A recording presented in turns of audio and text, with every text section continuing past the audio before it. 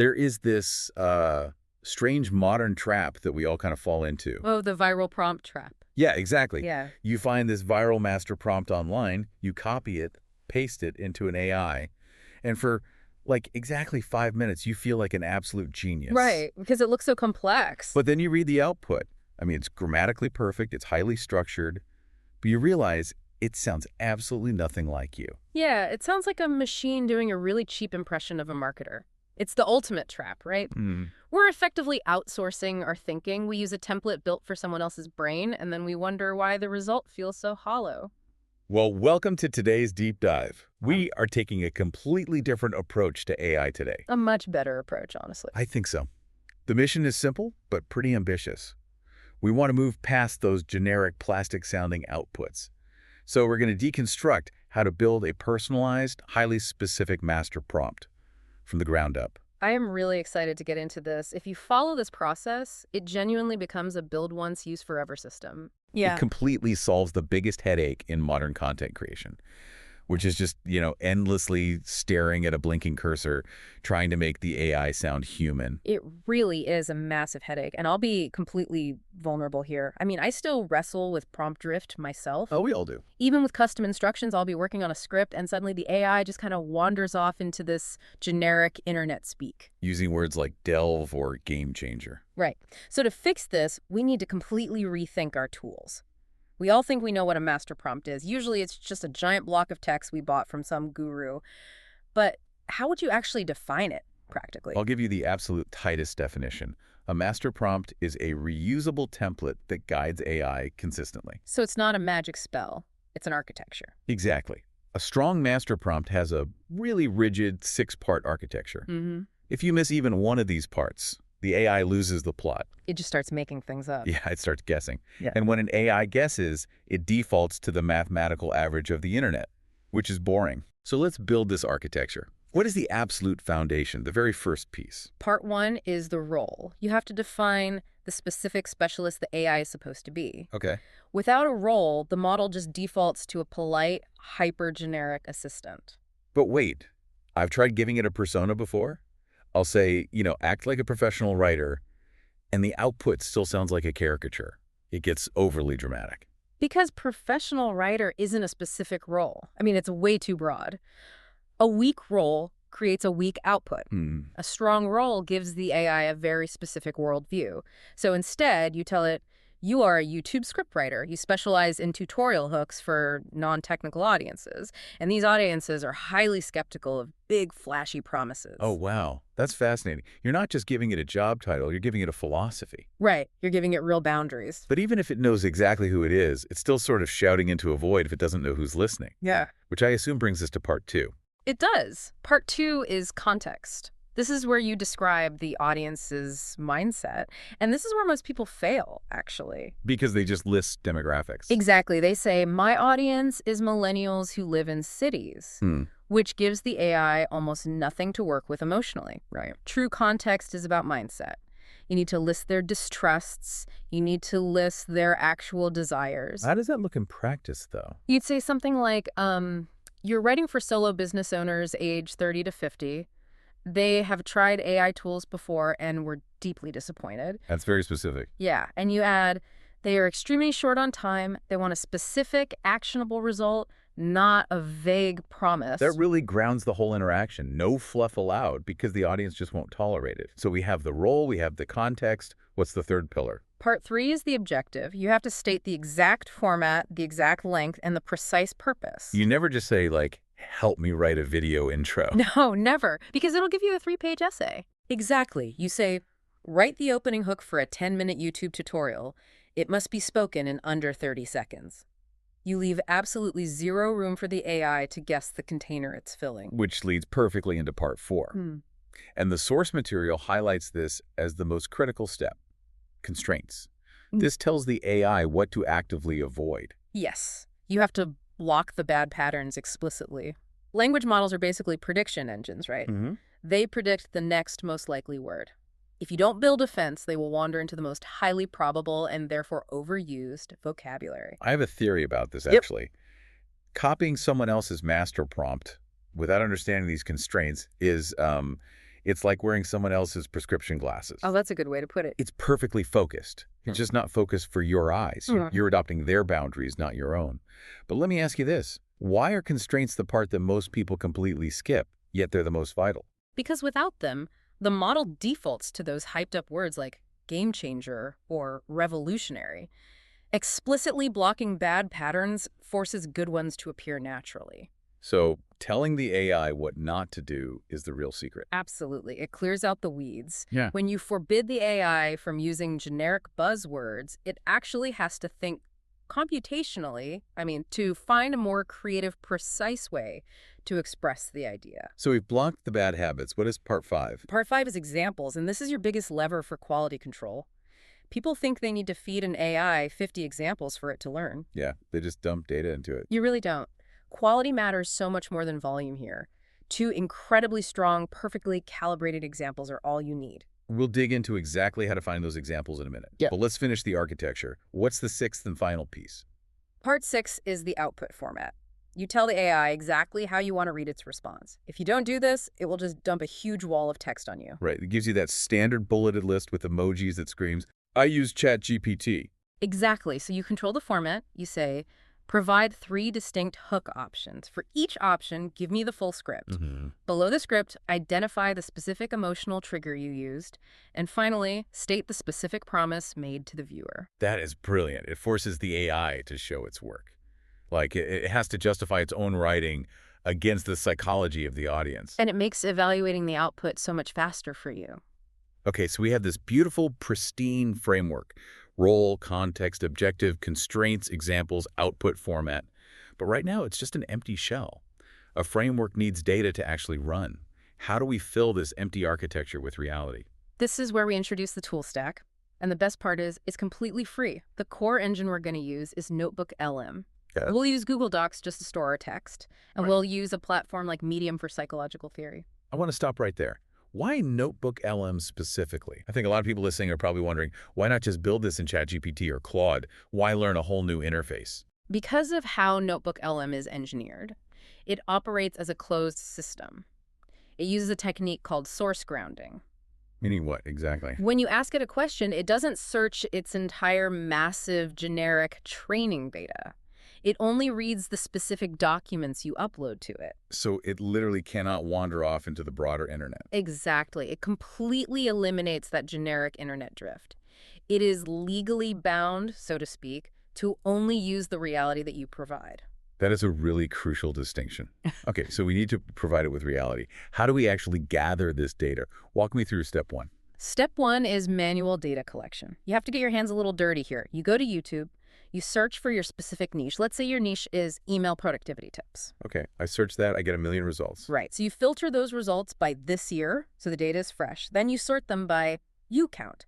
But here is the critical part. You are not just looking for the biggest channels. What are we looking for? You are hunting for outliers. Define an outlier in this context. An outlier is a video that vastly outperformed its channel's baseline average.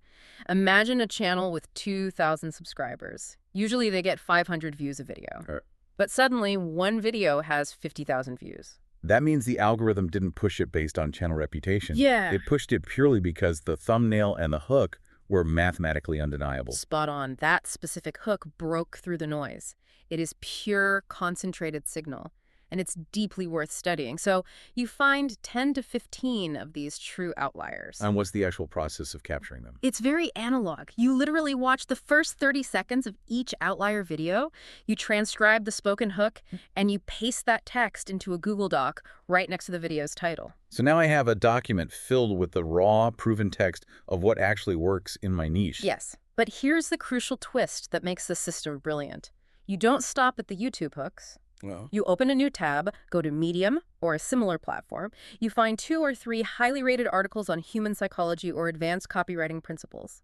like articles about the curiosity gap or how fear of missing out works in the brain. Exactly. You grab those URLs. So now you have your raw data. Step 2 is preparation. You open a new notebook in NotebookLM. You upload your Google Doc full of those 15 successful hooks. Right. You paste in the URLs for the psychology articles.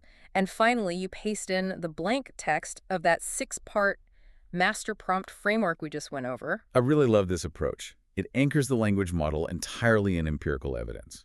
It's not sitting there guessing what might work based on old forum posts. It's being fed proven reality. Exactly. But I want to clarify something here. If we already have the successful YouTube hooks, which is the raw proof of what gets views, why do we need to upload the psychology articles too? Because the hooks show the AI what worked, but the psychology articles teach the AI why it worked, giving it the theoretical layer. It gives the AI the underlying theory, not just the raw data. Exactly. It maps the fast-paced action of a YouTube hook to the deep, slow psychology of human behavior.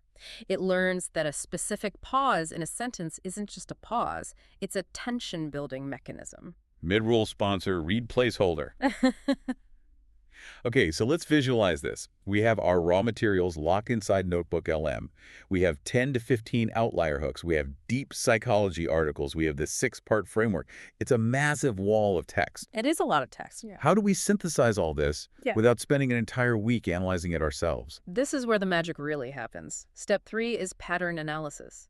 We give NotebookLM a highly specific prompt. We command it to read all the uploaded sources and cross-reference them. What exactly are we instructing it to extract? We tell it to identify the 5 most common patterns across all the successful hooks. We want it to analyze the underlying sentence structure. We want it to identify the exact emotional triggers being used and link them to the psychology articles. Like recognizing when a creator is agitating a specific pain point before introducing the solution. Exactly. We also ask it to analyze the literal rhythm of the words. How long are the sentences? Where do they pause? We ask for a deeply analytical breakdown of the mechanics. That's incredible. It's essentially reverse engineering the charisma of a viral video. It is. And then, based purely on those extracted patterns, we ask it to draft 5 strict constraints to help us avoid sounding hyped or generic. And finally, we ask it to pull the 2 absolute best examples from our raw data that perfectly embody these successful patterns. Wow. Whoa, just imagine scaling to 1 billion queries or just extracting the exact DNA of viral hooks in under a minute. Doing that by hand would take half a day. Right. I mean, you'd be staring at transcripts forever. You are distilling pure signal from the noise here. Yeah. So NotebookLM spits out this incredible pattern analysis. It gives us the patterns, the constraints, and the 2 perfect examples. What is step 4? Step 4 is assembly, generating the actual master prompt. You immediately run a second prompt in NotebookLM. You say, now use the patterns, the constraints, and the 2 examples you just identified. Fill out a complete master prompt using our 6-part framework. So it acts as its own architect. It writes out the role. It defines the context based on what it learned about the audience from the hooks. Right, and it locks in the objective, lists the new constraints, inserts the examples, and sets up the output format. It writes the whole thing for you. That's amazing. It gives you a finalized, ready-to-use prompt that you can just copy and paste directly into your daily driver, whether that's Claude or ChatGPT. It's like stacking Lego blocks of data. Yeah. You're letting the AI build a machine that will eventually build your content. And because it's built inside NotebookLM, the constraints are infinitely sharper because they come from hard data, not just our vague guesses about what sounds good. And the examples are bulletproof. They weren't just pulled from the ether. They were isolated as the mathematical best performers from your own curated research. I do have a question about that curation, though, about the examples. What happens if we get a bit lazy during the manual collection phase? Say we just feed it 5 average hooks instead of hunting down those 2 incredibly strong outliers. That will ruin the entire system. The AI learns from the patterns it's given. If you feed it mediocre examples, it will perfectly, consistently replicate mediocrity. Quality is a far bigger liver than volume. Right, garbage in means garbage out, so always choose absolute quality. Always. You want to feed it the gold standard because that becomes its new baseline. Okay, so let's say we did the work. We have this beautifully crafted, data-backed master prompt sitting in our clipboard. But I have to play the skeptic for a minute. Theory is great. It looks amazing on paper. But does it actually survive contact with the real world? That brings us to step 5, the crucible, the test. You take your shiny new master prompt out of NotebookLM. You open your primary AI, let's say ChatGPT. You paste the master prompt in. And what do we ask it to generate? Do we ask it for an email productivity hook, since that was our research? No. That is the one crucial rule of the testing phase. You must test the prompt on a completely new topic, something that was absolutely not mentioned in your original source data. Wait, why? Wouldn't you want to test it on what it knows? Because if you test it on the same topic, you don't know if the AI is relying on the structural framework or if it's just regurgitating the specific facts it just read, you have to isolate the variable. Okay, that makes perfect sense. Yeah. So give me an example of a good stress test. Let's stick with our scenario. All your source data was about email productivity tips. For the test, you give it the topic. Write a YouTube hook about using the Notion app to manage freelance client projects. A completely different software, a different workflow, a different target user. Exactly. You run the prompt, and then you aggressively audit the output. You look for 3 specific things. First, does the tone match those strict constraints we've set? Second, does the structure actually follow the psychological patterns NotebookLM identified? And third, and most importantly, does it sound like a real breathing human being? Rather than an AI trying to sound human. I mean, we all know that slightly too enthusiastic AI voice. We do. If the output sounds too formal, or if it slips in a dreaded word like powerful or crucial, you know your framework has a leak. I actually want to push back slightly here on how we fix those leaks. Yeah. Measuring constraints is notoriously difficult. If the AI sounds too formal, a lot of people will just add a constraint that says don't be overly formal. But the source material has a great tip about this. Constraints must be strictly measurable. Walk me through what you mean by measurable. Well, you cannot give an AI a subjective command. Don't be wordy is a vague constraint. Vague constraints yield vague outputs because the AI doesn't know your personal definition of wordy. You have to give it a mathematical boundary. Right. You have to say word cap of exactly 75 words or absolutely no sentences longer than 15 words. That is a brilliant clarification. The AI needs a hard boundary to bounce off of. So if it fails your test, you don't throw the prompt away. You go back to NotebookLM, you say, the output was too wordy, update the constraint section to include a hard maximum of 12 words per sentence. Usually, one round of structural feedback completely fixes the leak. And once it finally passes the test, once you get that perfect, punchy, human-sounding hook. That is step 6. You reuse it forever. You save that finalized text to a prompt library, keep it in a Google Doc or a Notion dashboard, wherever you work, and you use this exact same workflow for everything you do. Gathering outliers, extracting patterns, building a framework. Exactly. You could build one for YouTube thumbnails, one for email subject lines, one for landing page headlines. One build, infinite reuses. Next week, when you need a new hook for a video, you don't sit there staring at a blank screen. No, you don't start from scratch at all. You just grab your master prompt, paste it in, add your new topic, and you get high-quality, perfectly calibrated output in about 5 minutes. But how do we know for absolutely sure that this master prompt is genuinely a reusable system and not just a one-trick pony that got lucky once? By testing it on a topic that is wildly outside your usual range, if the tone and quality hold up without the AI hallucinating or breaking character, the framework is mathematically sound. If it works perfectly on a totally unrelated topic, your system is solid. It proves the architecture works independently of the subject matter. It proves you've captured the physics of good communication. Let's take a step back and look at the big picture here. The journey we just went on is deeply fascinating to me. We started with the frustration of copying other people's templates. And what we discovered is that the best prompt isn't found. It isn't a secret code you copy from a viral post. It is built. Built from the ground up, with intention. Yes. It is built from existing, proven evidence in your specific niche. It's constructed strictly around your specific audience's fears, their deep distrusts, and their actual desires. It fundamentally changes our relationship with the technology. It really does. It transforms AI from this generic, unpredictable slot machine where you pull the lever and just sort of pray for a good result into a reusable, highly calibrated engine. An engine that actually respects your time and your intelligence. It stops being a parlor trick and becomes a reliable piece of daily infrastructure. Which leaves me with a thought I cannot quite shake. It's a bit philosophical, but bear with me. If we can use this technology to so perfectly isolate, analyze, and automate the exact psychology of our most authentic human communication, what happens to our own voice in the long run? Does having a perfect digital clone, a framework that speaks exactly like us on our best day, force us to become even more deeply human, more unpredictable in our actual daily lives? It's something to think about as these tools get sharper. That is a profound question. And honestly, the best way to explore it is to get your hands dirty. While you ponder that, I highly recommend you take just 10 minutes today. Go to YouTube, search your niche, gather your first 5 outlier examples, run them through NotebookLM, test this out. See the mechanics for yourself. It is incredibly eye-opening once you see it work. Thank you for joining us on this deep dive. Take care. and we will catch you next time.